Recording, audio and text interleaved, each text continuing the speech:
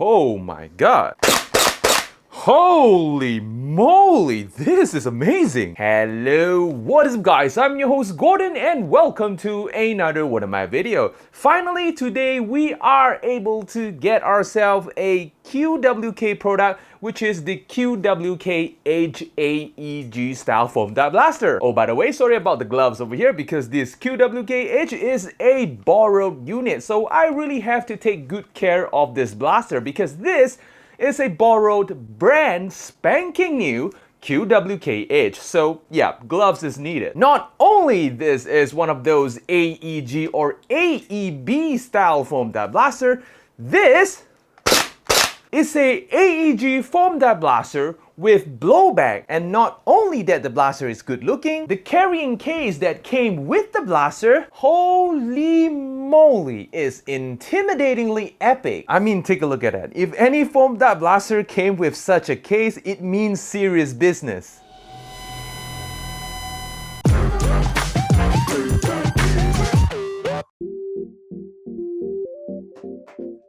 Opening the case, we got the manual, and holy moly, take a look at that carrying case. In the case, we got the blaster itself, a 400 watt milliamp battery, an 1100 watt milliamp battery, a pair of 14 round magazine, a charging extension, an extra piece of rubber, and 10 darts. Okay, first look at the blaster. As you can see, the aesthetic and the silhouette of the blaster kind of looks like a Sig Sauer M17 with a SRU 320 kit on it. Other than the silhouette itself, the color of this blaster is really intimidating. Take a look at this. This is definitely something that you shall not bring it out to the public. I would suggest you to paint this blaster if you wanted to bring this thing out to the field. The build quality of the blaster seems to be pretty darn good. When holding the blaster in hand, it feels really nice. The entire shell of the blaster seems to be made out of some really thick nylon. I mean, these are some really good materials. The slide itself is nylon, the charging handle is nylon, which I personally prefer a metal charging handle, but whatever, it seems to be pretty tough as well. The trigger is nylon, and speaking about the trigger, it seems like the safety itself is built into the trigger. Since we're at this position, the grip of the blaster is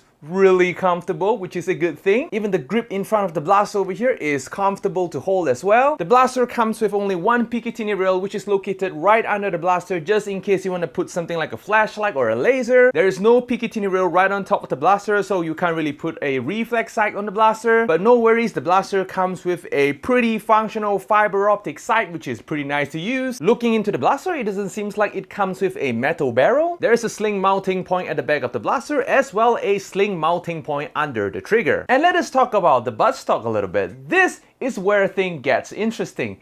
This is apparently a spring-loaded buttstock, which means that you don't really have to pull the buttstock out manually. In fact, you just have to push the lever over here down, which is made out of metal, which is good. You just have to push it down, and there goes your buttstock. Shouldering the buttstock, I would say it is just okay. The buttstock itself is comfortable, no complaints about it. Just that the length of the buttstock is kind of, in a shorter side. You really need to put your face really close to the blaster just to aim. I mean, if this buttstock were to be something like 2 inches longer, it will be perfect. Well, not to mention the buttstock over here is of course made out of metal. And speaking about the buttstock over here, I've read some complaints in forums where some buttstock just doesn't sprung all the way out. And in some cases, when you fire the blaster, the buttstock will automatically sprung out. But none of this happens to me. In fact, I'm facing a whole different kind of problem. Well, for my case, I was having problem to literally deploying the buttstock, which means that this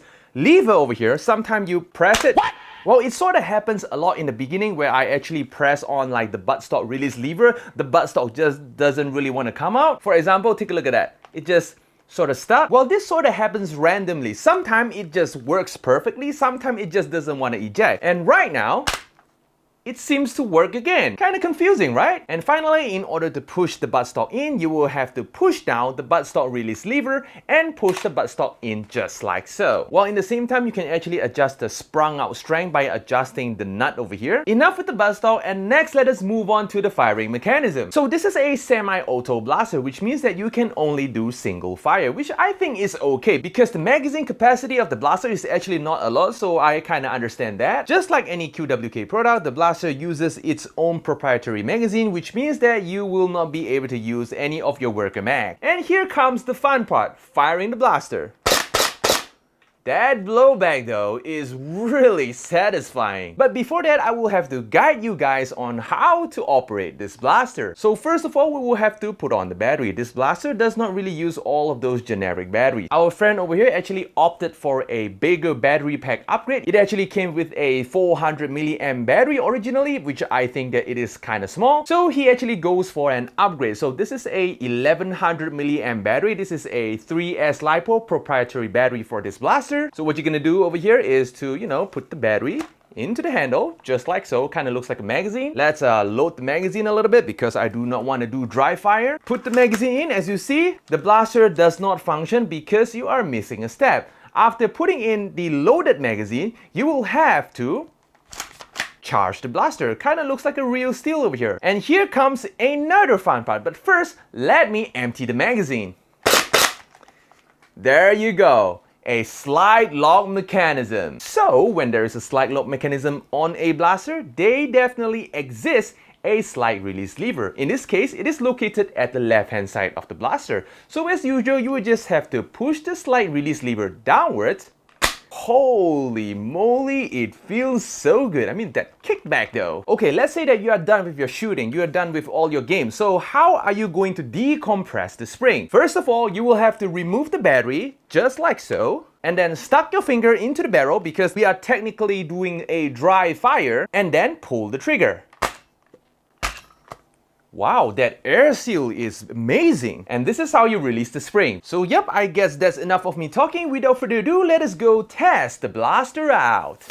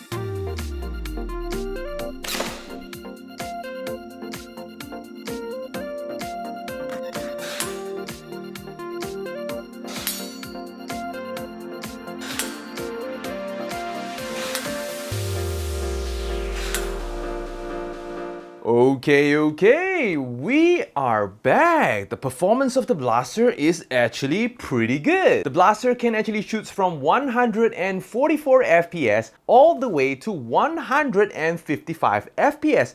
Wow, this is definitely way over 150 FPS. Definitely a pretty awesome number. I mean, out of the box at least. The accuracy of this blaster is actually pretty good as well. In 10 meters, hitting a target is definitely not an issue. The built-in fiber optics over here seems to be pretty accurate. I mean, personally, I'm more of a reflex sight person, but sadly, there is no Picatinny rail right on top of the blaster. But overall, the fiber optics seems to work just fine. Operating this blaster, at least for me, so far until now, I haven't encountered any jams yet. But in some forums, I've seen people complaining about the blaster, that it jams every 5 magazine or something like that. Well, that alone is actually a pretty confusing part because I've heard of a lot of complaints about the QWK EDGE, the QWK Challenger, where the blaster actually jams a lot. But for my unit over here, throughout the testing, I'm using like a bamboo dart, and so far, I did not encounter any jams. This is a borrow unit, so probably I haven't tested the blaster long enough to encounter encounter jams. So far in my experience, I emptied out about 5 to 6 magazines and I did not encounter any jams. This is my experience. I know 5 to 6 magazine is not a lot because this is a borrowed unit, so I really have to take good care of this blaster, not to overuse it a lot because this is technically brand spanking new. But overall, I'm actually having a lot of fun with this blaster. So far, it is a new experience for me to fire a Blowback full auto AEB, which is wow. And in the same time, let us put the aesthetic aside, the color of the blaster is more on the intimidating part, so I would suggest you to paint this blaster if you wanted to bring this out to the field. If you don't want to do so, this is definitely a very good looking blaster to hang it on the wall. Take a look at that. Or if you're happy enough to just play target practice in your house. So yep, that's all today guys. Like this video for the YouTube algorithm, subscribe if you haven't already, and of course I'm going to see you